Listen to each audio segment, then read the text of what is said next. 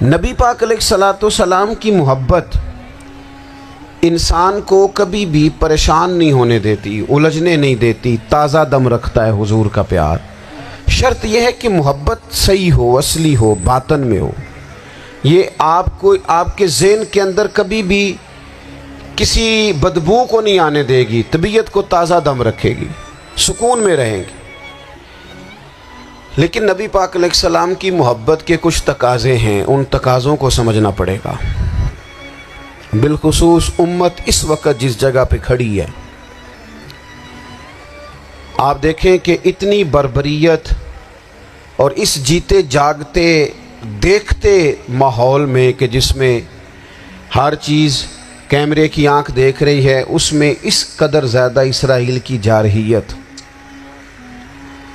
اس کے جواب میں دو تین تازیانے ہیں وہ سمجھنے والے۔ ایک ہے کہ میں کوئی جذباتی بات کروں گا، آپ اس کی تائید کر دیں گے۔ ایک ہے کہ پہلوؤں پر غور کرنے کا وقت ہے کہ اتنے کٹھن ماحول میں بھی اگر مسلم امہ کے لیڈر بیدار نہیں ہو رہے تو آپ کو پس منظر سمجھنا پڑے گا کہ ہم نے نبی پاک کی محبت کے تقاضوں کو نہیں سمجھا۔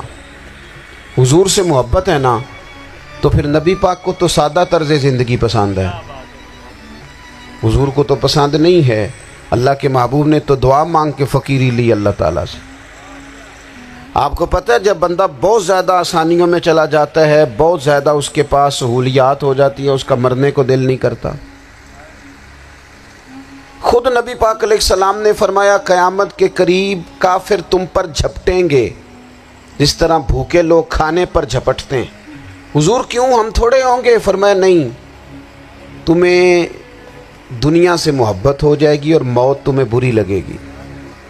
اتنے بڑے بڑے بنگلے، عالی شان محلات، کس کا چھوڑ کے مرنے کو جی چاہتا ہے معاذ اللہ۔ نبی پاک کی محبت کا تقاضا سمجھو،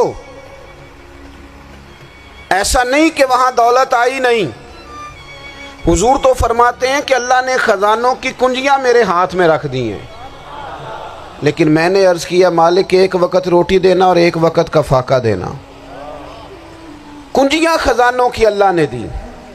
جب تک آپ اپنا طرز زندگی، یہ جو بہت دنیا کا پیار ہے نا، بہت زیادہ مرنے کی ہرس، یہ بہت زیادہ جینے کی ہرس، تو اللہ تعالیٰ نے قرآن پاک میں یہودیوں کا طریقہ بیان کیا کہ وہ کبھی مرنے کی تمنا نہیں کریں گے کیونکہ جینے کی ہرس رکھتے ہیں۔ نبی پاک علیہ السلام کے غلاموں، طرز زندگی جب تک سادہ نہیں ہوتا اور جب تک یہ دنیا کے جھمیلوں سے کسی کو دولت دے کر پیچھے کر دیا جاتا ہے، کسی کو عہدہ دے کر چپ کرا دیا جاتا ہے، کسی کو اقتدار دے کر چپ کرا دیا جاتا ہے، رسول اللہ صلی اللہ علیہ وسلم کے سچے غلام انہیں ایک بات کی سمجھ آ گئی تھی کہ ہمیں ہمارے رب نے کہا ہے قل ان کنتم تحبون اللہ فاتبعونی یحببکم اللہ۔ اے محبوب آپ ان سے فرما دیں اگر رب سے محبت کرنا چاہتے ہیں تو آپ کی پیروی کریں، اللہ خود ان سے محبت فرمائے گا جب رب بھی ان کا ہو جائے گا، جب رب بھی ان کا کی محمد سے وفاتوں نے تو ہم، یہ جہاں چیز ہے کیا، یہ لوح و قلم تیرے ہیں، اس کا کیا مطلب ہوا؟ لوح و قلم، قلم لکھتی ہے نا تقدیریں، مقدر فیصلے، تو لوح و قلم تیرے ہیں، اس کا مطلب یہ ہے کہ پھر رب کریم تیرے اوپر فضل کرے گا، اور وہ جن فیصلوں کی امت کو دیانت سے چاہت ہے اللہ اپنے فضل سے وہ فیصلے فرمائے گا۔ جب تک زندگی حضور کی غلامی کی طرف نہیں جاتی وہ اللہ تعالیٰ کی تائید نہیں پاتی۔ حضرت عبداللہ ابن حذافہ رضی اللہ تعالیٰ عنہ کو رومیوں نے قید کر لیا تھا، اور جب رومی آپ کو قید کر رہے تھے، پکڑ رہے تھے، جنگ میں کچھ موڑ ایسا آ گیا کہ بظاہر مسلمانوں کے قدم پیچھے ہٹ رہے تھے، تو 1000 آدمی نے، 100 آدمی نے مل کے آپ کے گرد گھیرا ڈالا اور بڑی مشکل سے آپ کو گرفتار کیا۔ جب بادشاہ کے سامنے لے گئے نا تو بادشاہ سے اس کا سپہ سالار کہنے لگا کہ بندہ ضائع کرنے والا نہیں، یہ بات سمجھیں آپ۔ ہماری طبیعت کے مطابق جو بندہ پورا نہیں اترتا ہم ضائع کر دیتے ہیں. حالانکہ اگر آپ کو مخالف صف میں بندہ کام کا نظر آئے تو آپ غور فرمائیں کہ یہ ہمارے قافلہ محبت میں کیسے شامل ہو سکتا ہے. اس کے لیے جد و جہد کریں تاکہ اس سے کام لیا جا سکے. اس نے کہا روم کے بادشاہ نے بندہ ضائع کرنے والا نہیں. وزیر نے کہا بادشاہ سے, اس نے کہا کیا کریں؟ کچھ ایسا کریں کہ یہ معاذ اللہ ہمارے دین میں آ جائے. اور قرآن مجید نے واضح کہہ دیا ہے کہ یہودی اور عیسائی تم سے راضی نہیں ہو سکتے حتی تتبع ملتہم, جب تک کہ تم ان کے دین کی پیروی نہ کرو. ان کو کسی طریقے سے معاذ اللہ عیسائی بنایا جائے. تو بادشاہ کہنے لگا 2-3 چیزیں ہیں جس سے کوئی بندہ بھی خریدا جا سکتا ہے, کر لیتے ہیں بات. اس نے سب سے پہلے حضرت عبداللہ ابن حذافہ سے کہا کہ جتنے پیسے آپ کہیں گے آپ کو ملیں گے, آپ اس دین میں آ جائیں معاذ اللہ. تو حضرت عبداللہ ابن حذافہ نا, کچھ لوگ بڑے سیانے ہوتے ہیں, بردبار ہوتے ہیں, بعض باتوں پر غصہ نہیں کرتے, ہنستے ہیں. حضرت عبداللہ ابن حذافہ ہنس پڑے, فرمانے لگے تجھے کس نے بادشاہ بنایا؟ تو بڑا بیوقوف آدمی ہے. اس نے کہا کیا مطلب؟ فرمانے لگے نادان, میں تو تلوار لے کے میدان میں آیا ہوں, مجھے دولت کمانی ہوتی میں تجارت کرتا, میں تجارت نہیں کر رہا, میں تو شہادت کے لیے نکلا ہوا ہوں. اور تو مجھے کہہ رہا ہے پیسے لے لے, کو عقل کی بات کر. اس نے دوسری بات کی, اس نے کہا کہ میں بادشاہ ہوں, میرے نیچے جتنے بھی عہدے ہیں, وزیر, مشیر, وزیر خزانہ, جو آپ عہدہ کہیں گے آپ کو دے دیا جائے گا, آپ اس طرف آ جائیں. تو حضرت عبداللہ ابن حذافہ کہنے لگے پھر کہتا ہوں تو بڑا نادان ہے. فرمانے لگے میں حضور کا صحابی ہوں, اور صحابی ہونے سے بڑا عہدہ دنیا میں ہے ہی کوئی نہیں. صحابہ وہ صحابہ جن کی ہر صبح عید ہوتی تھی, خدا کا قرب حاصل تھا, نبی کی دید ہوتی تھی. کہا تو مجھے لالچ دے رہا ہے. اب انہوں نے ایک نئی چال چلی. وزیر کہنے لگا کہ میں ایک اور طرح سے معاذ اللہ کوشش کرتا ہوں پگھلا دینے کی. آپ اندر کمرے میں قید تھے تو وہاں ایک خاتون کو بنا سنوار کر بھیج دیا گیا. دوستو یاد رکھنا, تگڑا اور مضبوط جوان پتہ کون ہوتا ہے؟ جس کی نظریں پوری طرح اس کے کنٹرول میں ہوں. یہ علامت جوانی ہے. جس آدمی کا پوری طرح, 2 لوگ دنیا میں کبھی کوئی کارنامہ سر انجام نہیں دے سکتے, ایک جو حرام کھاتا ہو, ایک جس کی نظر ناپاک ہو. محمد بن قاسم جب یہاں آئے تھے نا تو ایک دن بڑے پریشان تھے. تو ایک بزرگ کہنے لگے آپ کیوں پریشان ہیں؟ کہنے لگے راجہ دہر سے مقابلہ ہے, اور ہماری فوج تو سندھ کے رستے بھی نہیں جانتی, زبان بھی نہیں جانتی, لڑیں گے کیسے؟ 2-4 دن کے بعد ان بزرگوں کی دوبارہ محمد بن قاسم سے ملاقات ہوئی تو بڑے خوش تھے. کہا اب آپ کیوں خوش ہیں؟ کہنے لگے وہ میرا مقابلہ نہیں کر سکتا, میں نے تحقیق کر لی ہے. کہا کیوں؟ کہنے لگے نظر کا گندہ ہے, اور جو نظر کے گندے ہوتے ہیں وہ میدانوں میں ٹھہرا نہیں کرتے. میدان کے لیے نکلنے کے لیے پاک جوانی کی ضرورت ہوتی, تطہیر مزاج ہونا ضروری ہوتا ہے, پاکیزہ افکار اور سچی اور سچی ستھری سوچوں کا ہونا ضروری ہوتا ہے. اس لیے فرمایا کہ میرا مقابلہ نہیں کر سکتا. حضرت عبداللہ ابن حذافہ کمرے میں تھے تو وزیر کی بیٹی اندر سجی سنوری پہنچ گئی. جیسے ہی آپ نے اس کفر کی چال کو دیکھا تو تیمم کر کے نفل شروع کیے. وہ ساری رات بیٹھی رہی, رب کا بندہ ساری رات عبادت کرتا رہا. عبادت بڑا سہارا ہے, مصلی بڑا سہارا ہے اللہ کے بندوں. صبح دروازہ کھولا, وزیر نے اپنی بچی سے پوچھنا چاہتا تھا رزلٹ کیا نکلا, تو وہ کہنے لگی پیچھے ہٹ جا, اب تیرا میرا تعلق کوئی نہیں, میں نے نبی پاک کا کلمہ پڑھ لیا. اس نے کہا میں نے بھی زمانہ دیکھا ہے, پر یہ کیا لوگ ہیں, کستوری کے بنے ہوئے, سندل سے دھلے ہوئے, کہ میں ساری رات کمرے میں رہی اور 100 اور 1000 آدمی جس جوان کا مقابلہ نہ کر سکے, اتنا طاقتور جوان کمرے میں رہا اور اسے نظر اٹھا کے نہ دیکھا. او کچا رنگ للاری والا جڑا چڑھدا تے لیندا رہندا ہے, اے عشق تیرے دا رنگ محمد چڑھیا پھر نہیں لیندا۔ میں نے کہا ایک دفعہ نظر اٹھا کے نہیں دیکھا؟ کمال ہو گئی، اتنے بڑے لوگ، اتنی بڑی سعادت مندی، فیروز بختی، معاملہ فہمی حد ہو گئی۔ اللہ اکبر۔ دوستو بادشاہ جب پوری طرح ہار گیا نا، اس نے کہا مار دو۔ تیل گرم کیا ایک کڑاہی میں، اور جب آپ کو اس میں ڈالنے لگے تو آپ کی آنکھوں میں آنسو آ گئے۔ بادشاہ کا خیال ہوا شاید نرم ہو گئے ہیں، کہنے لگا روئے کیوں؟ فرمانے لگے سوچتا ہوں جان ہی ایک ہے، کتنا مزہ ہے اس کی راہ میں جان دینے کا، کتنی لذت ہے اس کے نام پر مرنے میں، کتنا لطف ہے۔ جے تو چڑھیا اتے دار بھی نہیں تے جے تو وکیا عشق بازار بھی نہیں، تے ایڈا سستا سودا پیار بھی نہیں، تے ایڈا سستا لبدا یار بھی نہیں۔ کئی جنگل گانے پیندے نی، کئی دوزخ لنگنے پیندے نی، جے وہ اس ملوں بھی مل جاوے ایدوں سستا ہور بپار بھی نہیں۔ تے کچھ سمجھ نہ آوے لوکاں نوں وہ کادے نال شہید کرے، ڈٹھی یار دے ہاتھ تلوار بھی نہیں، پر او دا خالی جاندہ وار بھی نہیں۔ کہنے لگے ایک جان ہے نا، تو دل کرتا ہے ہزاروں ہوتی تو ایک ایک کر کے محبوب کے نام پہ قربان کرتا، جب میرے پاس ہے ہی ایک، کروں کیا؟ حضرت عبداللہ ابن حذافہ رضی اللہ تعالیٰ عنہ جب روئے اور بادشاہ نے یہ بات سنی تو بادشاہ اٹھ کے کھڑا ہو گیا، سارے وزیروں مشیروں کو کہنے لگا تم نے کہا تھا نا بندہ ضائع کرنے والا نہیں، یہ بھی ضائع کرنے والا نہیں۔ کہنے لگا میرا ماتھا چومو، تم جیسے لوگوں کو قتل نہیں کرنا چاہیے، آزاد کرنا چاہیے۔ عزیز اپنی زندگی سے نا یہ بہت زیادہ ہرس، ہوس، طمع، اور یہ کسی بات کی بھی ہو، ہرس صرف پیسوں کی نہیں ہوتی ہے، شہرت کی بھی ہوتی ہے،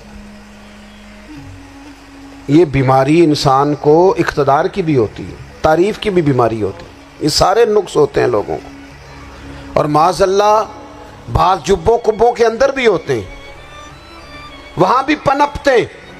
اپنی زندگی جب تک اس سادگی میں نہیں لاؤ گے جو رسول پاک نے عطا فرمائی ہے، جب لوگ آسانیوں میں پوری طرح الجھ گئے تو پھر وہ دور ہوئے اور کفر چڑھ گیا۔ دوسری بات، اللہ کے محبوب صلی اللہ تعالی علیہ وسلم کی محبت ہم سے تقاضا کرتی ہے کہ ہم اس مشن کے لیے کام کریں جس مشن کے لیے رسول پاک نے کام فرمایا ہے۔ ہم سارے کام بڑی مضبوطی سے، سوچ سمجھ کے، تدبر سے، حکمت سے، تقاضوں کو مد نظر رکھتے ہوئے کرتے ہیں سارے کام۔ دین کے کام میں ہمارا مزاج نہیں ہوتا، او ہو جائے گا جی، آپ بسم اللہ پڑھیں جی، شروع کریں جی۔ آپ تقاضوں کو سمجھیں، چیزوں کو دبائیں نہیں، چیزوں پر غور کریں۔ کسی کے ذہن کی سطح پر سوال ابھرتا ہے، اس کا تسلی بخش جواب دیں۔ اپنی زندگی میں دین کے کام کے لیے اپنے آپ کو وقف کریں، اور دین کے کام کے بہت سارے پہلو ہیں۔ ہزاروں لوگوں کو قرآن پاک ٹھیک پڑھنا نہیں آتا، ہزارہا لوگ ہیں جو قرآن مجید کے مطالب سے آگاہ نہیں ہیں، دین کی بنیادی ضروریات سے لوگ نابلد ہیں۔ میں آپ کو کس طرح یہ بات سمجھاؤں کہ ہزاروں کی تعداد میں طلاقیں اس لیے ہوتی ہیں کہ مردوں کو طلاق کے مسئلے نہیں آتے، انہیں پتہ نہیں ہے کہ مجھے حقوق زوجین کے معاملے میں کیسے چلنا ہے۔ ڈھیر سارے گھروں میں تباہی اس لیے ہے کہ تربیت اولاد کا دینی منہج ہمیں نہیں پتہ۔ اپنا حصہ ملائیں دین کے کام میں۔ ایک آدمی کو اگر تو نمازی کرنے میں کامیاب ہو گیا، تیری زندگی بدل گئی۔ وہ دین بیزار لوگ جو ہمارے بیچ بیٹھ کے ہماری نوجوان نسل کو پگڑی اور داڑھی کا نام لے کے بنیادی طور پر دین سے دور کرتے ہیں، ایسے نوجوانوں کو دین کا پیغام محبت دے کر دین کے قریب کرنا ہماری ڈیوٹیوں کا حصہ ہے۔ ہمیں ذمہ داری کا احساس کرنا پڑے گا، ہمیں یہ خاص قدم اٹھانا پڑے گا، توجہ دینی پڑے گی۔ مساجد، مدارس، میں آپ سے عرض کروں، اتنی ڈٹ کے مخالفت ہوتی ہے نا مدرسوں کی، اتنی ڈٹ کے۔ میں ادارہ چلاتا ہوں، اس کے چلانے میں جو مشکلات ہیں وہ تو ہم بتا نہیں سکتے آپ کو، اس لیے کہ میری قوم، میرا اس قوم سے تعلق ہے جو نعت خواں امیر کرنا چاہتی ہے۔ مدرسے نہیں.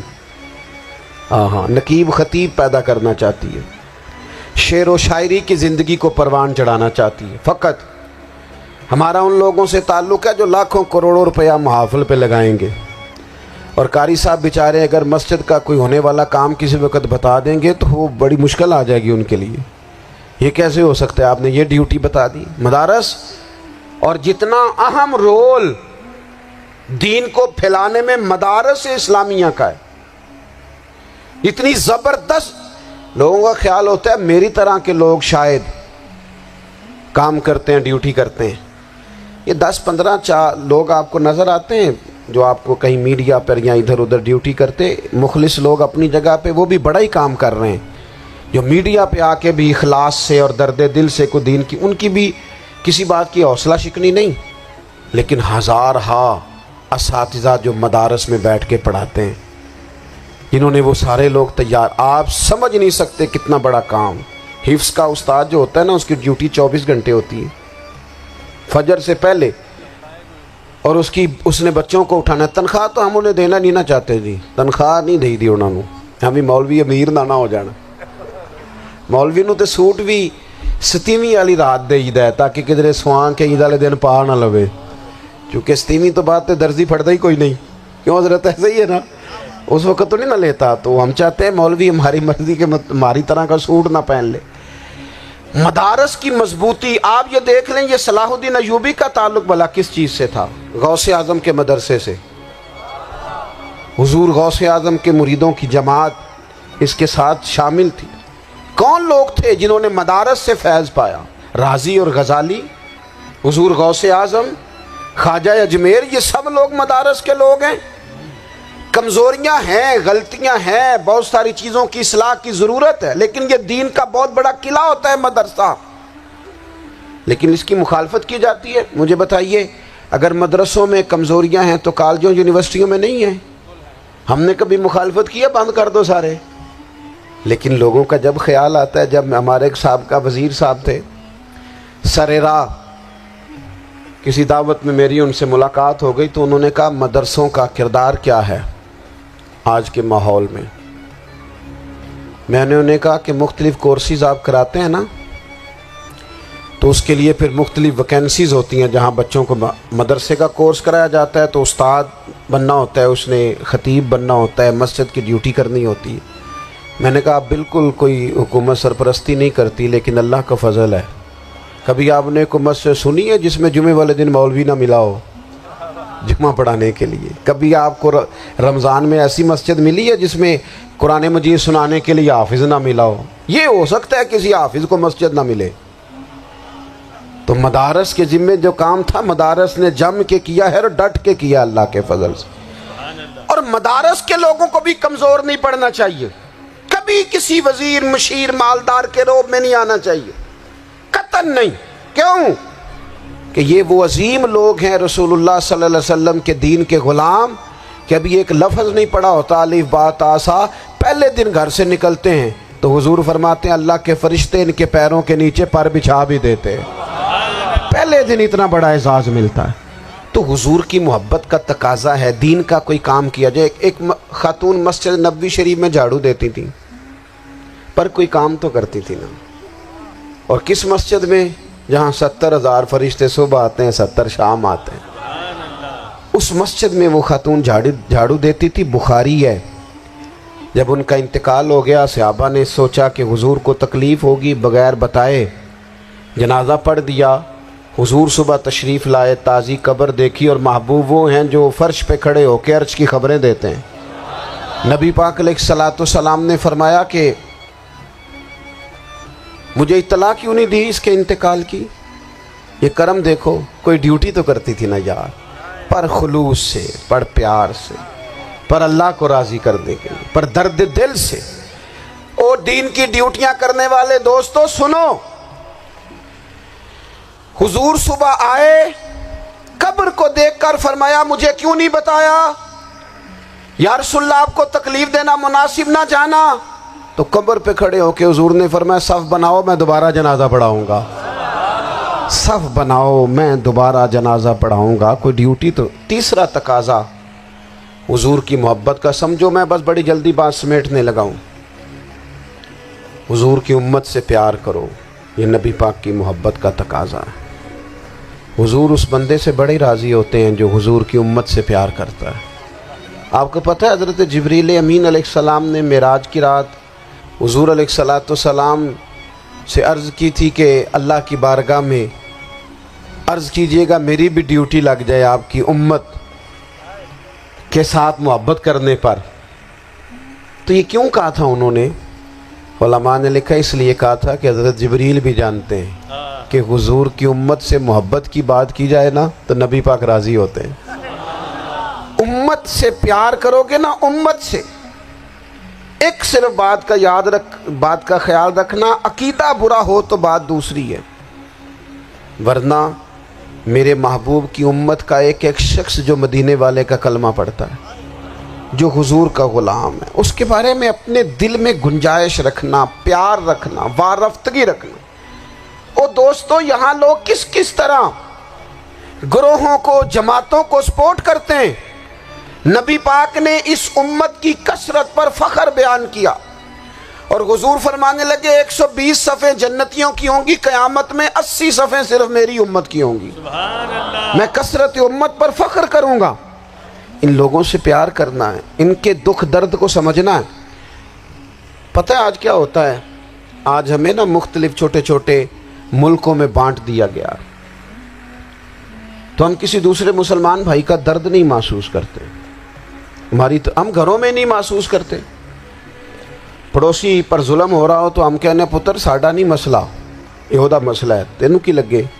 حالانکہ پڑوسی کی آگ اس لیے بھی کسی وقت بجھا دینی چاہیے کہ پڑوسی کی نہ بجھائی جائے تو اپنا گھر بھی زاد میں آ جاتا. آج امت مسلمہ سے ہمیں بس لگا دیا گیا اپنے حصے کی روٹی کماؤ، اپنے حصے کی کوٹھی بناؤ، اپنے حصے کی گاڑی خریدو، اپنے حصے کا کام کرو. امت کا درد، امت کی بات، وحدت امت کا تصور، امت کا دوبارہ سے وہ شان ارسل رسولہ بالہدی ودین الحق لیظہرہ علی الدین کلہ، وہ تصور کب ہوگا؟ اس وقت ہوگا جب ہم بات امت کی کریں گے. نبی پاک علیہ السلام نے فرمایا مسلمان کی مثال ایک جسم کی طرح ہے. جسم کے ایک حصے کو تکلیف ہو تو سارا آزمائش میں آ جاتا ہے. مجھے بتاؤ یہ انگلی درد کرتی ہو، یہ انگلی جسم کا حصہ ہے نا، تو میرا خیال ہے دماغ یہ کہہ دے گا کہ انگلی کی درد ہے نا مینوں کی لگے. دل کہہ دے گا کوئی نہیں ٹینشن لینے، انگلی کا مسئلہ ہے نا. ایسا نہیں ہوتا، بلکہ جب انگلی میں درد ہوتی ہے تو دماغ منصوبہ بندی کرتا ہے کہ اس کا علاج کیسے ہو سکتا ہے. دل پریشان ہوتا ہے، پیر چل کے جاتے ہیں، ہاتھ وہ دوائی وصول کرتے، دانت اسے چبا کر، حلق اسے نگل کر، معدہ اسے ذخیرہ کر کے جسم میں پھیلاتا ہے، پھر جا کے انگلی شفا پذیر ہوتی ہے. ایک حصے کو درد ہو تو سارا حصہ کام پہ لگ جاتا ہے. اسرائیل اگر تکلیف دے رہا ہے فلسطینیوں کو تو ہونا چاہیے تھا نا بعض مسلمان حکمرانوں کو نیند نہ آتی، وہ درد دل محسوس کرتے. ہونا چاہیے تھا نا کہ بعض لوگ یہاں ہم کیا کرتے ہیں بھلا بیٹھ کے؟ اب تو مجھے بعض چیزوں سے کوفت بھی ہونے لگا. ہم دیتے ہیں بیان، مذمت. آپ کے بیان دینے سے کیا ہوگا؟ فلانے نے بھی بیان دے دیا، فلانے نے بھی کلپ دے دیا. یہ کیا کر رہے ہیں؟ یہ تو آپ زندہ رہنا چاہتے ہیں. وہ جس طرح آج کل ہمارے ہاں بہت ساری چونکہ جماعتیں ہیں تو کشمیر ڈے آتا ہے نا تو مل کے ریلی نہیں نکالی جا سکتی، سوال نہیں پیدا ہوتا، کیونکہ ہمیں جماعتوں کو زندہ رکھنا ہے.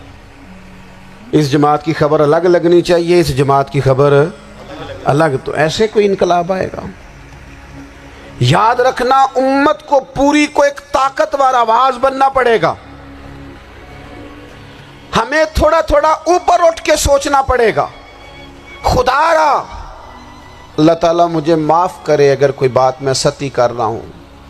دل کی گہرائی سے عرض کرتا ہوں اب تو بڑا سخت وقت آ گیا.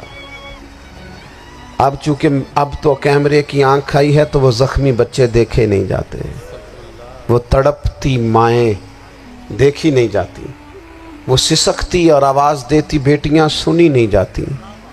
وہ آوازیں ایسی ہیں جیسے وہ رات کے سناٹوں میں چیخیں بن کے لوگوں کو جگایا کریں گی۔ خدا را کچھ جرم ایسے ہوتے ہیں جن کی سزائیں بڑی سخت ہوتی ہیں، جن کی معافی بڑی مشکل سے ہوتی ہے۔ اپنے اندر جذبہ ایمانی پیدا کریں۔ اور میرے دوستو، بستر پر بھی تو لوگ ماری جایا کرتے ہیں نا۔ اپنی زندگی رسول اللہ صلی اللہ علیہ وسلم کے دین کے نام کرو۔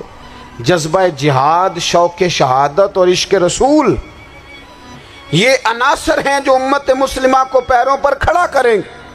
2 منٹ کے لیے سوچو، امت اگر اسی طرح کٹتی رہی، پریشان رہی، دکھتی رہی، اور باری باری کر کے، اقبال نے کیا کہا تھا؟ اس نے کہا تھا وطنوں میں، انہوں نے کہا تھا کہ ان تازہ خداؤں میں بڑا سب سے وطن ہے، جو پیرہن اس کا ہے وہ مذہب کا کفن ہے۔ تو اقبال ہم کیا کریں؟ کہنے لگے بازو تیرا توحید کی قوت سے قوی ہے، اسلام تیرا دیس ہے، کیونکہ تو مصطفی ہے۔ تو بحیثیت مسلمان سوچنا شروع کر، بحیثیت مسلمان، اور یوں تو سید بھی ہو، مرزا بھی ہو، افغان بھی ہو، تم سبھی کچھ ہو، بتاؤ کہ مسلمان بھی ہو۔ تمہارے اندر کہیں سے کوئی مومن بھی بولتا ہے کہ نہیں؟ علاقائی تعصبات اور ملکی سرحدوں میں قید ہو جانے والوں، تم ایک نبی کی امت ہو۔ کیوں نہیں سمجھتے کہ جب کشمیر کی بیٹی روتی ہے تو مدینے والے محبوب پاک علیہ السلام کی امت کی بیٹی روتی ہے، جب فلسطین کی بیٹی روتی ہے تو امت کی بیٹیاں روتی ہیں۔ خدا را کچھ درد دل اپنی طبیعت میں پیدا کریں۔ میں حکمرانوں کی بات نہیں کرتا، میں تو عام لوگوں سے ایسے تبصرے سنتا ہوں جو نہیں کرنے چاہیے۔ وہ نہیں جی نہیں، دوسرا رخ بھی دیکھو، عام آدمی اٹھ کے، عام لوگ بھی یہ خطرناک سوچیں اور ان سے خوفناک نتائج برآمد ہوں گے۔ تو 3 باتیں میں نے آپ کی خدمت میں عرض کی ہیں۔ ایک تو کوشش کریں اپنی زندگی کے اندر کہ زندگی کو سادہ کریں، پیسہ ضرور کمائیں لیکن پیسے سے پیار نہ کرو، پیار تو مدینے والے رسول سے کرنا۔ دولتیں، ہرس، ہوس، طمع، ان سے باہر آؤ۔ اور دوسری گزارش آپ کی خدمت میں یہ عرض کی ہے، کچھ نہ کچھ دین کا کام، اور اس میں بھی شہرتوں سے بچتے ہوئے، تصویروں سے بچتے ہوئے۔ میں ہر محفل میں شاید کہتا ہوں میری فوٹو آ رہی ہے اور لائیو آ رہا ہے اور فلاں ہو رہا ہے، لیکن اس محفل کا خوبصورت انسان وہ ہے جو سب سے پیچھے بیٹھا ہے۔ وہ کسی فوٹو کے لیے نہیں آیا۔ اور میں ڈھیر سارے لوگ دیکھ رہا ہوں، یہ جو آگے بیٹھ جاتے ہیں بعض اوقات 5، 7، 10 لوگ، یہ بڑی تصویر سازی کرتے ہیں، لیکن جو پیچھے بیٹھے ہوتے ہیں، ان کی کوئی فوٹو نہیں آتی۔ اور میں نے بہت سارے لوگوں کو دیکھا ہے کبھی موبائل کو ہاتھ بھی نہیں لگاتے، لیکن جن کے لیے آئے ہیں انہیں تو پتہ ہے نا کون کون آیا ہے۔ اور کچھ دین کے لیے کریں۔ اور تیسری گزارش آپ کی خدمت میں یہ ہے کہ امت بن کر بھی ضرور سوچیں اور امت کے دکھوں کا مداوع بھی کریں، اور امت مسلمہ کا درد بھی اپنے سینے میں ضرور محسوس کریں۔ اللہ تعالی ہماری اس بزم کو جی ایک بات اور سن لیں جی۔ نبی پاک علیہ الصلوۃ والسلام نے ارشاد فرمایا، لائیں جی، حضور سید عالم علیہ الصلوۃ والسلام نے ارشاد فرمایا کہ جب تک بندہ اللہ کے بندوں کی مدد میں رہتا ہے نا، اللہ بھی اس کی مدد کرتا رہتا ہے۔ یعنی اگر آپ امت کے لیے سوچتے ہیں، کوئی امت کے لیے فکر پیدا کرتے ہیں، کچھ امت کی سوچیں لاتے ہیں، تو اللہ بھی مدد فرمائے گا۔ اور یہ بات اچھی طرح یاد رکھیں، جب بھی بندہ کوئی ایسا کام کرتا ہے نا جو خالص اللہ کی رضا کے لیے ہو، تو رب کی مدد ضرور آتی ہے۔ وَلَقَدْ نَصَرَكُمُ اللَّهُ بِبَدْرٍ وَأَنْتُمْ أَذِلَّةٌ۔ تو یہ کام کریں گے تو اللہ کی مدد بھی آئے گی۔ محمد بن قاسم جب یہاں آئے تھے نا تو ایک دن بڑے پریشان تھے، تو ایک بزرگ کہنے لگے آپ کیوں پریشان ہیں؟ کہنے لگے راجہ دہر سے مقابلہ ہے اور ہماری فوج تو سندھ کے رستے بھی نہیں جانتی، زبان بھی نہیں جانتی، لڑیں گے کیسے؟ 2-4 دن کے بعد ان بزرگوں کی دوبارہ محمد بن قاسم سے ملاقات ہوئی تو بڑے خوش تھے۔ کہا اب آپ کیوں خوش ہیں؟ کہنے لگے وہ میرا مقابلہ نہیں کر سکتا، میں نے تحقیق کر لی ہے۔ کہا کیوں؟ کہنے لگے نظر کا گندہ ہے، اور جو نظر کے گندے ہوتے ہیں وہ میدانوں میں ٹھہرا نہیں کرتے۔ میدان کے لیے نکلنے کے لیے پاک جوانی کی ضرورت ہوتی، تطہیر مزاج ہونا ضروری ہوتا ہے، پاکیزہ افکار اور سچی اور سچی ستھری سوچوں کا ہونا ضروری ہوتا ہے۔ اس لیے فرمایا کہ میرا مقابلہ نہیں کر سکتا۔ حضرت عبداللہ ابن حذافہ کمرے میں تھے تو وزیر کی بیٹی اندر سجی سنوری پہنچ گئی۔ جیسے ہی آپ نے اس کفر کی چال کو دیکھا تو تیمم کر کے نفل شروع کیے۔ وہ ساری رات بیٹھی رہی، رب کا بندہ ساری رات عبادت کرتا رہا۔ عبادت بڑا سہارا ہے، مصلی بڑا سہارا ہے اللہ کے بندوں۔ صبح دروازہ کھولا، وزیر نے اپنی بچی سے پوچھنا چاہتا تھا رزلٹ کیا نکلا، تو وہ کہنے لگی پیچھے ہٹ جا، اب تیرا میرا تعلق کوئی نہیں، میں نے نبی پاک کا کلمہ پڑھ لیا۔ اس نے کہا میں نے بھی زمانہ دیکھا ہے، پر یہ کیا لوگ ہیں، کستوری کے بنے ہوئے، سندل سے دھلے ہوئے، کہ میں ساری رات کمرے میں رہی اور 100 اور 1000 آدمی جس جوان کا مقابلہ نہ کر سکے، اتنا طاقتور جوان کمرے میں رہا اور اسے نظر اٹھا کے نہ دیکھا۔ او کچا رنگے للاری والا جڑا چڑھ دا تے لیندا رہندا ہے، اے عشق تیرے دا رنگ محمد چڑھیا پھر نہیں لیندا۔ سبحان اللہ۔ میں کہا ایک دفعہ نظر اٹھا کے نہیں دیکھا، کمال ہو گئی۔ اتنے بڑے لوگ، اتنی بڑی سعادت مندی، فیروز بختی، معاملہ فہمی، حد ہو گئی۔ اللہ اکبر۔ دوستو، بادشاہ جب پوری طرح ہار گیا نا، اس نے کہا مار دو۔ تیل گرم کیا ایک کڑاہی میں، اور جب آپ کو اس میں ڈالنے لگے تو آپ کی آنکھوں میں آنسو آ گئے۔ بادشاہ کا خیال ہوا شاید نرم ہو گئے ہیں، کہنے لگا روئے کیوں؟ فرمانے لگے سوچتا ہوں جان ہی ایک ہے، کتنا مزہ ہے اس کی راہ میں جان دینے کا، کتنی لذت ہے اس کے نام پر مرنے میں، کتنا لطف ہے۔ جے تو چڑھیا اتے دار بھی نہیں تے جے تو وکیا عشق بازار بھی نہیں، تے ایڈا سستا سودا پیار بھی نہیں، تے ایڈا سستا لبدا یار بھی نہیں۔ کئی جنگل گانے پیندے نی، کئی دوزخ لنگنے پیندے نی، جے وہ اس ملوں بھی مل جاوے ایدوں سستا ہور بپار بھی نہیں۔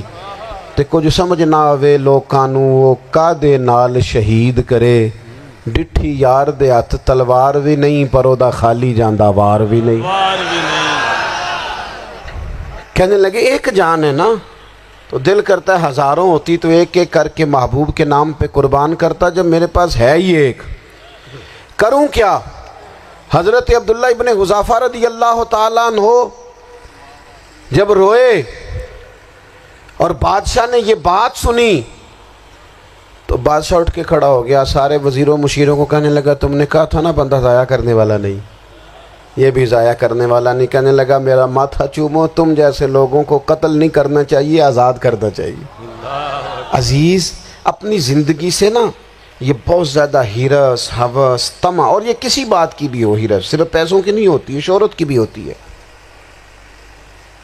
یہ بیماری انسان کو اقتدار کی بھی ہوتی ہے، تعریف کی بھی بیماری ہوتی ہے، یہ سارے نقص ہوتے ہیں لوگوں کو، اور معاذ اللہ بعض جبوں کبوں کے اندر بھی ہوتے ہیں، وہاں بھی پنپتے ہیں۔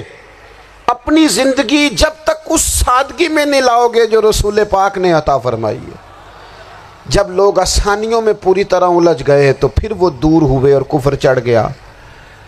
دوسری بات، اللہ کے محبوب صلی اللہ تعالی علیہ وسلم کی محبت ہم سے تقاضا کرتی ہے کہ ہم اس مشن کے لیے کام کریں جس مشن کے لیے رسول پاک نے کام فرمایا ہے۔ ہم سارے کام بڑی مضبوطی سے، سوچ سمجھ کے، تدبر سے، حکمت سے، تقاضوں کو مد نظر رکھتے ہوئے کرتے ہیں سارے کام۔ دین کے کام میں ہمارا مزاج نہیں ہوتا، او ہو جائے گا جی، آپ بسم اللہ پڑھیں جی، شروع کریں جی۔ آپ تقاضوں کو سمجھیں، چیزوں کو دبائیں نہیں، چیزوں پر غور کریں۔ کسی کے ذہن کی سطح پر سوال ابھرتا ہے، اس کا تسلی بخش جواب دیں۔ اپنی زندگی میں دین کے کام کے لیے اپنے آپ کو وقف کریں، اور دین کے کام کے بہت سارے پہلو ہیں۔ ہزاروں لوگوں کو قرآن پاک ٹھیک پڑھنا نہیں آتا، ہزارہا لوگ ہیں جو قرآن مجید کے مطالب سے آگاہ نہیں ہیں، دین کی بنیادی ضروریات سے لوگ نابلد ہیں۔ میں آپ کو کس طرح یہ بات سمجھاؤں کہ ہزاروں کی تعداد میں طلاقیں اس لیے ہوتی ہیں کہ مردوں کو طلاق کے مسئلے نہیں آتے، انہیں پتہ نہیں ہے کہ مجھے حقوق زوجین کے معاملے میں کیسے چلنا ہے۔ ڈھیر سارے گھروں میں تباہی اس لیے ہے کہ تربیت اولاد کا دینی منہج ہمیں نہیں پتہ۔ اپنا حصہ ملائیں دین کے کام میں۔ ایک آدمی کو اگر تو نمازی کرنے میں کامیاب ہو گیا، تیری زندگی بدل گئی۔ وہ دین بیزار لوگ جو ہمارے بیچ بیٹھ کے ہماری نوجوان نسل کو پگڑی اور داڑھی کا نام لے کے بنیادی طور پر دین سے دور کرتے، ایسے نوجوانوں کو دین کا پیغام محبت دے کر دین کے قریب کرنا ہماری ڈیوٹیوں کا حصہ ہے۔ ہمیں ذمہ داری کا احساس کرنا پڑے گا، ہمیں یہ خاص قدم اٹھانا پڑے گا، توجہ دینی پڑے گی۔ مساجد، مدارس، میں آپ سے عرض کروں، اتنی ڈٹ کے مخالفت ہوتی ہے نا مدرسوں کی، اتنی ڈٹ کے۔ میں ادارہ چلاتا ہوں، اس کے چلانے میں جو مشکلات ہیں وہ تو ہم بتا نہیں سکتے آپ کو، اس لیے کہ میری قوم، میرا اس قوم سے تعلق ہے جو نعت خواں امیر کرنا چاہتی ہے، مدرسے نہیں۔ ہاں، نقیب خطیب پیدا کرنا چاہتی ہے، شعر و شاعری کی زندگی کو پروان چڑھانا چاہتی ہے۔ فقط ہمارا ان لوگوں سے تعلق ہے جو لاکھوں کروڑوں روپیہ محافل پہ لگائیں گے، اور قاری صاحب بیچارے اگر مسجد کا کوئی ہونے والا کام کسی وقت بتا دیں گے تو وہ بڑی مشکل آ جائے گی ان کے لیے۔ یہ کیسے ہو سکتا ہے، آپ نے یہ ڈیوٹی بتا دی۔ مدارس اور جتنا اہم رول دین کو پھیلانے میں مدارس اسلامیہ کا ہے، اتنی زبردست، لوگوں کا خیال ہوتا ہے میری طرح کے لوگ شاید کام کرتے ہیں، ڈیوٹی کرتے ہیں۔ یہ 10-15 لوگ آپ کو نظر آتے ہیں جو آپ کو کہیں میڈیا پر یا ادھر ادھر ڈیوٹی کرتے، مخلص لوگ اپنی جگہ پہ، وہ بھی بڑا ہی کام کر رہے ہیں، جو میڈیا پہ آ کے بھی اخلاص سے اور درد دل سے کو دین کی، ان کی بھی کسی بات کی حوصلہ شکنی نہیں، لیکن ہزارہا اساتذہ جو مدارس میں بیٹھ کے پڑھاتے ہیں، جنہوں نے وہ سارے لوگ تیار، آپ سمجھ نہیں سکتے کتنا بڑا کام۔ حفظ کا استاد جو ہوتا ہے نا، اس کی ڈیوٹی 24 گھنٹے ہوتی ہے، فجر سے پہلے، اور اس نے بچوں کو اٹھانا ہے۔ تنخواہ تو ہم انہیں دینا نہیں نہ چاہتے جی، تنخواہ نہیں دئی دی انہوں نے، ہمیں مولوی امیر نہ ہو جانا۔ مولوی نو تے سوٹ بھی 27ویں والی رات دے ہے تاکہ کدھر سوان کے عید والے دن پا نہ لوے، چونکہ 27ویں تو بعد تے درزی پھڑتا ہی کوئی نہیں، کیوں حضرت ایسے ہی ہے نا، اس وقت تو نہیں نہ لیتا، تو ہم چاہتے ہیں مولوی ہماری مرضی کے ہماری طرح کا سوٹ نہ پہن لے۔ مدارس کی مضبوطی آپ یہ دیکھ لیں، یہ صلاح الدین ایوبی کا تعلق بھلا کس چیز سے تھا؟ غوث اعظم کے مدرسے سے۔ حضور غوث اعظم کے مریدوں کی جماعت اس کے ساتھ شامل تھی۔ کون لوگ تھے جنہوں نے مدارس سے فیض پایا؟ رازی اور غزالی، حضور غوث اعظم، خواجہ اجمیر، یہ سب لوگ مدارس کے لوگ ہیں۔ کمزوریاں ہیں، غلطیاں ہیں، بہت ساری چیزوں کی اصلاح کی ضرورت ہے، لیکن یہ دین کا بہت بڑا قلعہ ہوتا ہے مدرسہ، لیکن اس کی مخالفت کی جاتی ہے۔ مجھے بتائیے، اگر مدرسوں میں کمزوریاں ہیں تو کالجوں یونیورسٹیوں میں نہیں ہیں؟ ہم نے کبھی مخالفت کی ہے بند کر دو سارے؟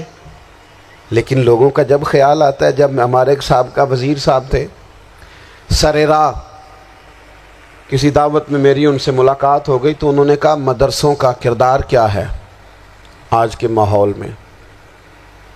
میں نے انہیں کہا کہ مختلف کورسز آپ کراتے ہیں نا، تو اس کے لیے پھر مختلف ویکنسیز ہوتی ہیں، جہاں بچوں کو مدرسے کا کورس کرایا جاتا ہے تو استاد بننا ہوتا ہے، اس نے خطیب بننا ہوتا ہے، مسجد کی ڈیوٹی کرنی ہوتی ہے۔ میں نے کہا آپ بالکل کوئی حکومت سرپرستی نہیں کرتی، لیکن اللہ کا فضل ہے، کبھی آپ نے کوئی مسجد سنی ہے جس میں جمعے والے دن مولوی نہ ملا ہو جمعہ پڑھانے کے لیے؟ کبھی آپ کو رمضان میں ایسی مسجد ملی ہے جس میں قرآن مجید سنانے کے لیے حافظ نہ ملا ہو؟ یہ ہو سکتا ہے کسی حافظ کو مسجد نہ ملے۔ تو مدارس کے ذمے جو کام تھا مدارس نے جم کے کیا ہے اور ڈٹ کے کیا اللہ کے فضل سے۔ اور مدارس کے لوگوں کو بھی کمزور نہیں پڑنا چاہیے، کبھی کسی وزیر، مشیر، مالدار کے روب میں نہیں آنا چاہیے، قطعاً نہیں۔ کیوں؟ کہ یہ وہ عظیم لوگ ہیں رسول اللہ صلی اللہ علیہ وسلم کے دین کے غلام، کہ ابھی ایک لفظ نہیں پڑا ہوتا الف با تا سا، پہلے دن گھر سے نکلتے ہیں تو حضور فرماتے ہیں اللہ کے فرشتے ان کے پیروں کے نیچے پر بچھا بھی دیتے ہیں، پہلے دن اتنا بڑا اعزاز ملتا ہے۔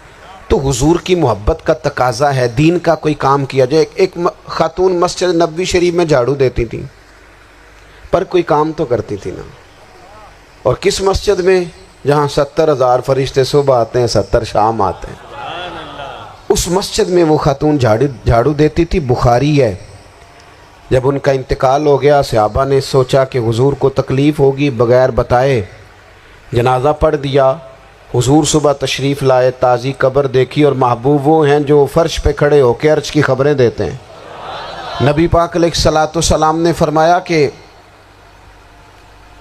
مجھے اطلاع کیوں نہیں دی اس کے انتقال کی؟ یہ کرم دیکھو، کوئی ڈیوٹی تو کرتی تھی نا یار، پر خلوص سے، پر پیار سے، پر اللہ کو راضی کرنے کے لیے، پر درد دل سے. اور دین کی ڈیوٹیاں کرنے والے دوستو سنو، حضور صبح آئے، قبر کو دیکھ کر فرمایا مجھے کیوں نہیں بتایا؟ یا رسول اللہ آپ کو تکلیف دینا مناسب نہ جانا؟ تو قبر پہ کھڑے ہو کے حضور نے فرمایا صف بناؤ، میں دوبارہ جنازہ پڑھاؤں گا. صف بناؤ، میں دوبارہ جنازہ پڑھاؤں گا. کوئی ڈیوٹی تو. تیسرا تقاضا حضور کی محبت کا. سمجھو میں بس بڑی جلدی بات سمیٹنے لگا ہوں. حضور کی امت سے پیار کرو، یہ نبی پاک کی محبت کا تقاضا ہے. حضور اس بندے سے بڑے راضی ہوتے ہیں جو حضور کی امت سے پیار کرتا ہے. آپ کو پتہ ہے حضرت جبریل امین علیہ السلام نے معراج کی رات حضور علیہ الصلوۃ والسلام سے عرض کی تھی کہ اللہ کی بارگاہ میں عرض کیجئے گا میری بھی ڈیوٹی لگ جائے آپ کی امت کے ساتھ محبت کرنے پر. تو یہ کیوں کہا تھا انہوں نے؟ علماء نے لکھا اس لیے کہا تھا کہ حضرت جبریل بھی جانتے ہیں کہ حضور کی امت سے محبت کی بات کی جائے نا تو نبی پاک راضی ہوتے ہیں. امت سے پیار کرو گے نا، امت سے. ایک صرف بات کا خیال رکھنا، عقیدہ برا ہو تو بات دوسری ہے، ورنہ میرے محبوب کی امت کا ایک ایک شخص جو مدینے والے کا کلمہ پڑھتا ہے، جو حضور کا غلام ہے، اس کے بارے میں اپنے دل میں گنجائش رکھنا، پیار رکھنا، وارفتگی رکھنا. اور دوستو یہاں لوگ کس طرح گروہوں کو، جماعتوں کو سپورٹ کرتے ہیں. نبی پاک نے اس امت کی کثرت پر فخر بیان کیا اور حضور فرمانے لگے 120 صفیں جنتیوں کی ہوں گی، قیامت میں 80 صفیں صرف میری امت کی ہوں گی. میں کثرت امت پر فخر کروں گا. ان لوگوں سے پیار کرنا ہے، ان کے دکھ درد کو سمجھنا ہے. پتہ ہے آج کیا ہوتا ہے؟ آج ہمیں نا مختلف چھوٹے چھوٹے ملکوں میں بانٹ دیا گیا، تو ہم کسی دوسرے مسلمان بھائی کا درد نہیں محسوس کرتے. ہم گھروں میں نہیں محسوس کرتے. پڑوسی پر ظلم ہو رہا ہو تو ہم کہنے پتر ساڈا نہیں مسئلہ، یہ مسئلہ ہے، تینوں کی لگے. حالانکہ پڑوسی کی آگ اس لیے بھی کسی وقت بجھا دینی چاہیے کہ پڑوسی کی نہ بجھائی جائے تو اپنا گھر بھی زاد میں آ جاتا. آج امت مسلمہ سے ہمیں بس لگا دیا گیا اپنے حصے کی روٹی کماؤ، اپنے حصے کی کوٹھی بناؤ، اپنے حصے کی گاڑی خریدو، اپنے حصے کا کام کرو. امت کا درد، امت کی بات، وحدت امت کا تصور، امت کا دوبارہ سے وہ شان ارسل رسولہ بالہدی ودین الحق لیظہرہ علی الدین کلہ، وہ تصور کب ہوگا؟ اس وقت ہوگا جب ہم بات امت کی کریں گے. نبی پاک علیہ السلام نے فرمایا مسلمان کی مثال ایک جسم کی طرح ہے. جسم کے ایک حصے کو تکلیف ہو تو سارا آزمائش میں آ جاتا ہے. مجھے بتاؤ یہ انگلی درد کرتی ہو، یہ انگلی جسم کا حصہ ہے نا، تو میرا خیال ہے دماغ یہ کہہ دے گا کہ انگلی کی درد ہے نا مینوں کی لگے.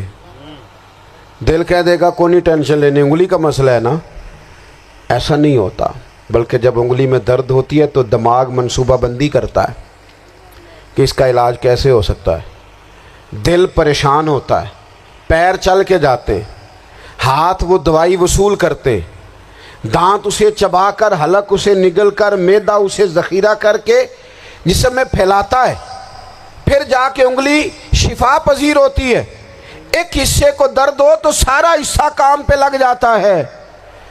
اسرائیل اگر تکلیف دے رہا ہے فلسطینیوں کو تو ہونا چاہیے تھا نا بعض مسلمان حکمرانوں کو نیند نہ آتی، وہ درد دل محسوس کرتے. ہونا چاہیے تھا نا کہ بعض لوگ یہاں ہم کیا کرتے ہیں بھلا بیٹھ کے. اب تو مجھے بعض چیزوں سے کوفت بھی ہونے لگا. ہم دیتے ہیں بیان، مذمت. آپ کے بیان دینے سے کیا ہوگا؟ فلانے نے بھی بیان دے دیا، فلانے نے بھی کلپ دے دیا. یہ کیا کر رہے ہیں؟ یہ تو آپ زندہ رہنا چاہتے ہیں. وہ جس طرح آج کل ہمارے ہاں بہت ساری چونکہ جماعتیں ہیں، تو کشمیر ڈے آتا ہے نا، تو مل کے ریلی نہیں نکالی جا سکتی، سوال نہیں پیدا ہوتا، کیونکہ ہمیں جماعتوں کو زندہ رکھنا ہے. اس جماعت کی خبر الگ لگنی چاہیے، اس جماعت کی خبر الگ. تو ایسے کوئی انقلاب آئے گا؟ یاد رکھنا، امت کو پوری کو ایک طاقتور آواز بننا پڑے گا. ہمیں تھوڑا تھوڑا اوپر اٹھ کے سوچنا پڑے گا. خدا را اللہ تعالیٰ مجھے معاف کرے اگر کوئی بات میں سطحی کر رہا ہوں، دل کی گہرائی سے عرض کرتا ہوں، اب تو بڑا سخت وقت آ گیا. اب چونکہ اب تو کیمرے کی آنکھ آئی ہے تو وہ زخمی بچے دیکھے نہیں جاتے، وہ تڑپتی مائیں دیکھی نہیں جاتی، وہ سسکتی اور آواز دیتی بیٹیاں سنی نہیں جاتی. وہ آوازیں ایسی ہیں جیسے وہ رات کے سناٹوں میں چیخیں بن کے لوگوں کو جگایا کریں گی. خدا را کچھ جرم ایسے ہوتے ہیں جن کی سزائیں بڑی سخت ہوتی ہیں، جن کی معافی بڑی مشکل سے ہوتی. اپنے اندر جذبہ ایمانی پیدا کریں. اور میرے دوستو، بستر پر بھی تو لوگ ماری جایا کرتے ہیں نا. اپنی زندگی رسول اللہ صلی اللہ علیہ وسلم کے دین کے نام کرو. جذبہ جہاد، شوق شہادت اور عشق رسول، یہ عناصر ہیں جو امت مسلمہ کو پیروں پر کھڑا کریں گے. 2 منٹ کے لیے سوچو، امت اگر اسی طرح کٹتی رہی، پریشان رہی، دکھتی رہی، اور باری باری کر کے، اقبال نے کیا کہا تھا؟ اس نے کہا تھا وطنوں میں، انہوں نے کہا تھا کہ ان تازہ خداؤں میں بڑا سب سے وطن ہے، جو پیرہن اس کا ہے وہ مذہب کا کفن ہے. تو اقبال ہم کیا کریں؟ کہنے لگے بازو تیرا توحید کی قوت سے قوی ہے، اسلام تیرا دیس ہے، کیونکہ تو مصطفی ہے. تو بحیثیت مسلمان سوچنا شروع کر، بحیثیت مسلمان. اور یوں تو سید بھی ہو، مرزا بھی ہو، افغان بھی ہو، تم سبھی کچھ ہو، بتاؤ کہ مسلمان بھی ہو. تمہارے اندر کہیں سے کوئی مومن بھی بولتا ہے کہ نہیں؟ علاقائی تعصبات اور ملکی سرحدوں میں قید ہو جانے والوں، تم ایک نبی کی امت ہو. کیوں نہیں سمجھتے کہ جب کشمیر کی بیٹی روتی ہے تو مدینے والے محبوب پاک علیہ السلام کی امت کی بیٹی روتی ہے، جب فلسطین کی بیٹی روتی ہے تو امت کی بیٹیاں روتی. خدا را کچھ درد دل اپنی طبیعت میں پیدا کریں. میں حکمرانوں کی بات نہیں کرتا، میں تو عام لوگوں سے ایسے تبصرے سنتا ہوں جو نہیں کرنے چاہیے. اور نہیں جی نہیں، دوسرا رخ بھی دیکھو، عام آدمی اٹھ کے، عام لوگ بھی یہ خطرناک سوچیں اور ان سے خوفناک نتائج برآمد ہوں گے. تو 3 باتیں میں نے آپ کی خدمت میں عرض کی ہیں. ایک تو کوشش کریں اپنی زندگی کے اندر کہ زندگی کو سادہ کریں. پیسہ ضرور کمائیں لیکن پیسے سے پیار نہ کرو، پیار تو مدینے والے رسول سے کرنا. دولتیں، ہرس، ہوس، طمع، ان سے باہر آؤ. اور دوسری گزارش آپ کی خدمت میں یہ عرض کی ہے، کچھ نہ کچھ دین کا کام، اور اس میں بھی شہرتوں سے بچتے ہوئے، تصویروں سے بچتے ہوئے. میں ہر محفل میں شاید کہتا ہوں میری فوٹو آ رہی ہے اور لائیو آ رہا ہے اور فلاں ہو رہا ہے، لیکن اس محفل کا خوبصورت انسان وہ ہے جو سب سے پیچھے بیٹھا ہے. وہ کسی فوٹو کے لیے نہیں آیا. اور میں ڈھیر سارے لوگ دیکھ رہا ہوں، یہ جو آگے بیٹھ جاتے ہیں بعض اوقات 5 7 10 لوگ، یہ بڑی تصویر سازی کرتے ہیں، لیکن جو پیچھے بیٹھے ہوتے ہیں ان کی کوئی فوٹو نہیں آتی. اور میں نے بہت سارے لوگوں کو دیکھا ہے کبھی موبائل کو ہاتھ بھی نہیں لگاتے، لیکن جن کے لیے آئے ہیں انہیں تو پتہ ہے نا کون کون آیا ہے. اور کچھ دین کے لیے کریں. اور تیسری گزارش آپ کی خدمت میں یہ ہے کہ امت بن کر بھی ضرور سوچیں اور امت کے دکھوں کا مداوع بھی کریں اور امت مسلمہ کا درد بھی اپنے سینے میں ضرور محسوس کریں. اللہ تعالی ہماری اس بزم کو. جی ایک بات اور سن لیں جی. نبی پاک علیہ الصلوۃ والسلام نے ارشاد فرمایا، لائیں جی، حضور سید عالم علیہ الصلوۃ والسلام نے ارشاد فرمایا کہ جب تک بندہ اللہ کے بندوں کی مدد میں رہتا ہے نا، اللہ بھی اس کی مدد کرتا رہتا ہے. یعنی اگر آپ امت کے لیے سوچتے ہیں، کوئی امت کے لیے فکر پیدا کرتے ہیں، کچھ امت کی سوچیں لاتے ہیں، تو اللہ بھی مدد فرمائے گا. اور یہ بات اچھی طرح یاد رکھیں، جب بھی بندہ کوئی ایسا کام کرتا ہے نا جو خالص اللہ کی رضا کے لیے ہو تو رب کی مدد ضرور آتی ہے۔